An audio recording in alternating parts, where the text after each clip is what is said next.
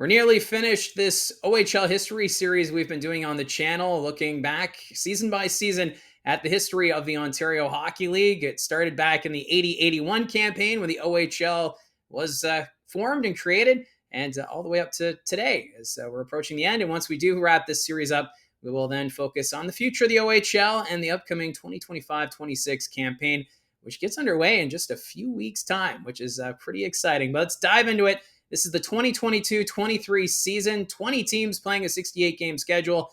No relocations to discuss, so let's dive right into the standings. Starting off the West Division, the Windsor Spitfires find themselves at the top. A record of 44-18-4-2, good for 94 points.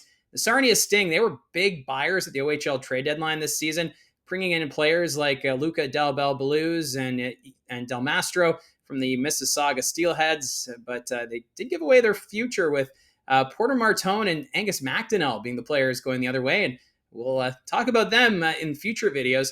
Now, the Sting, they had a record of 41-18-5-4, 91 points. The Saginaw Spirit, 36-27-3-2, 77 points.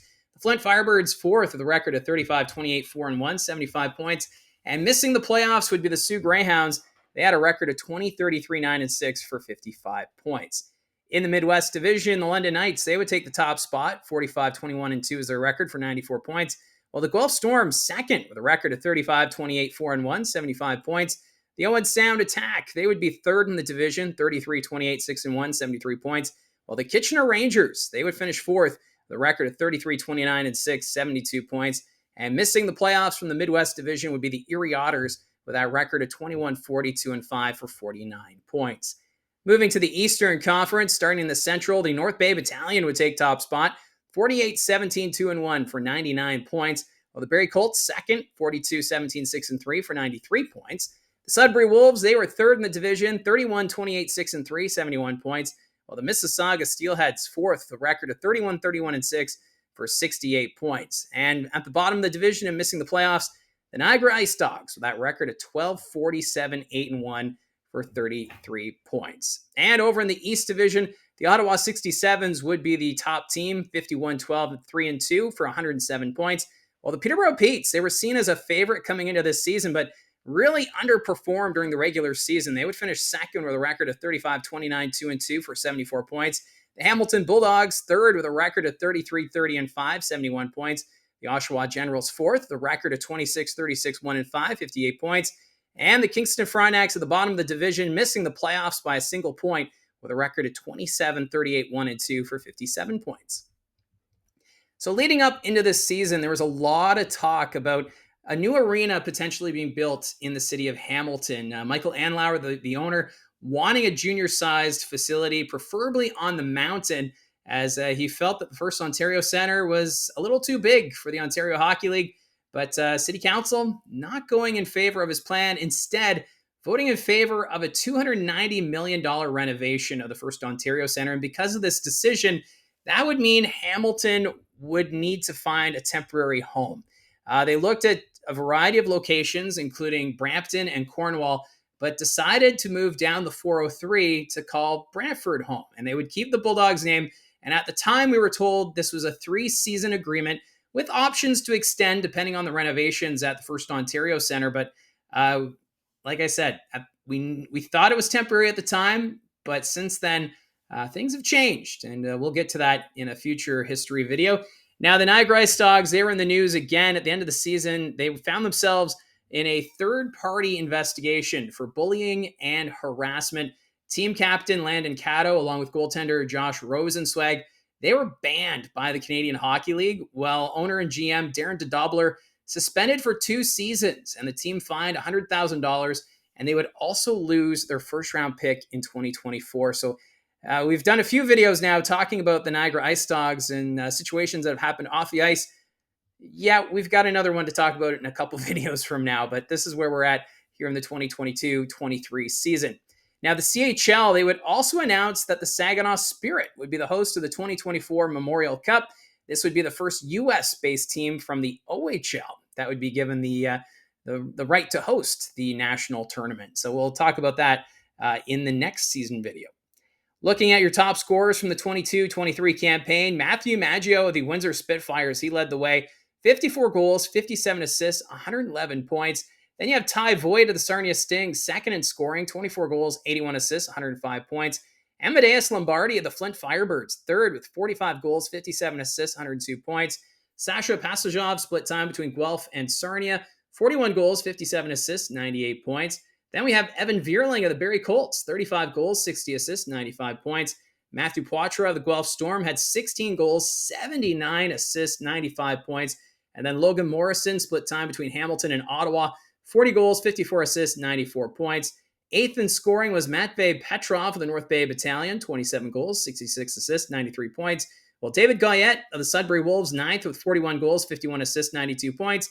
And rounding out the top 10, Francesco Arcuri, he split time between Kingston and Kitchener. Had 48 goals, 43 assists for 91 points. Now looking at the playoff bracket, starting with the Western Conference, and it was shock in the first round as the Kitchener Rangers upset the Windsor Spitfires in a 4-game sweep. This would actually be the first time in OHL history that the 8th seed would sweep the number 1 seed. So Kitchener making history there. Now the London Knights, they would sweep the Owen Sound Attack, but London, the 2nd seed in that series. The Sarnia Sting, they would advance to the second round with a 4-2 series win over the Guelph Storm. With the Saginaw Spirit, they needed 7 games to eliminate the Flint Firebirds in the Battle of Michigan. Over in the Eastern Conference, the Ottawa 67s, they defeated the Oshawa Generals in 5 games. While the North Bay Battalion, they took out the Mississauga Steelheads in 6. The Barrie Colts and Hamilton Bulldogs would meet in the first round, and the Colts, they would eliminate the Bulldogs in 6 games. I was in Hamilton for game number 6. I actually met a few fans that made the trip from Brantford. They wanted to see all the excitement about this Bulldogs team that was going to be moving into the Civic Center the following season.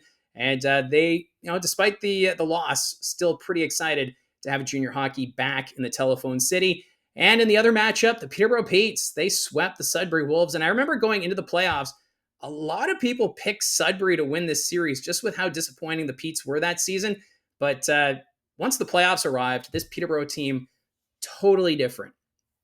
Now in the second round, the Kitchener Rangers run would come to an end. The London Knights, they would knock them out in 5 games. While the Sarnia Sting, they would sweep Saginaw. And this would be the first time in franchise history that the Sarnia Sting would advance past the second round.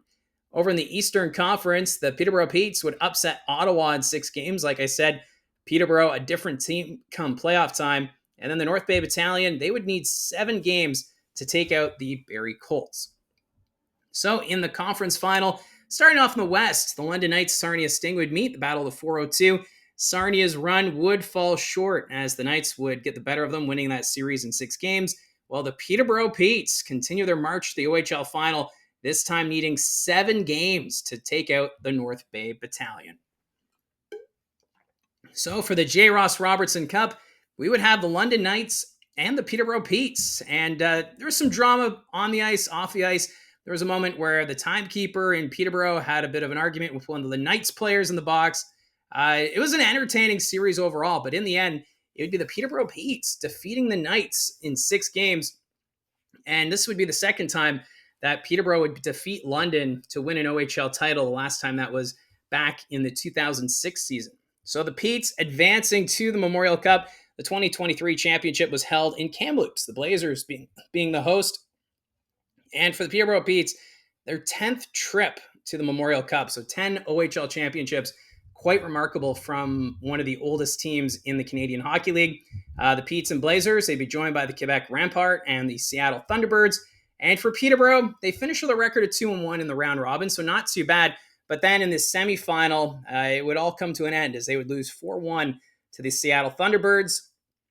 And in the final, Seattle versus Quebec, it'd actually be the Rampart winning that game by a final score of 5-0. So Quebec putting on quite the performance at the Memorial Cup, and they were able to get the job done out in Kamloops.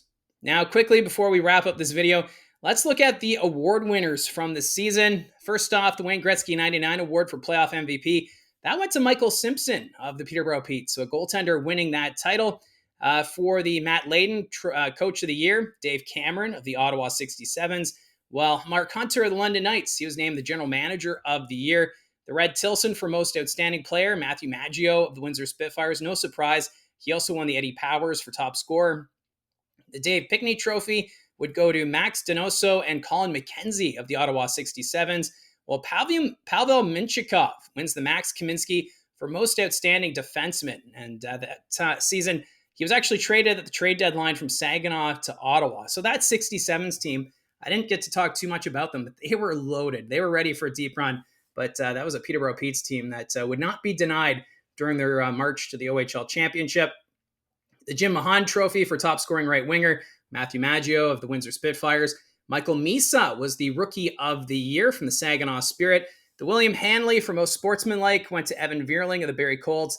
Zach Bowen of the London Knights, he would win the W.F. Dinty Moore Trophy for best rookie goals against average. The Bobby Smith, Colby Barlow would win that from the Owen Sound Attack. The Overager of the Year, Matthew Maggio, the Windsor Spitfires, he really cleaned up at the awards this year.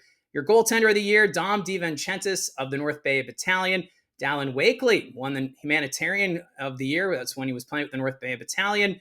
Well, the Roger Nielsen, that went to Ryder McIntyre, the Oshawa Generals.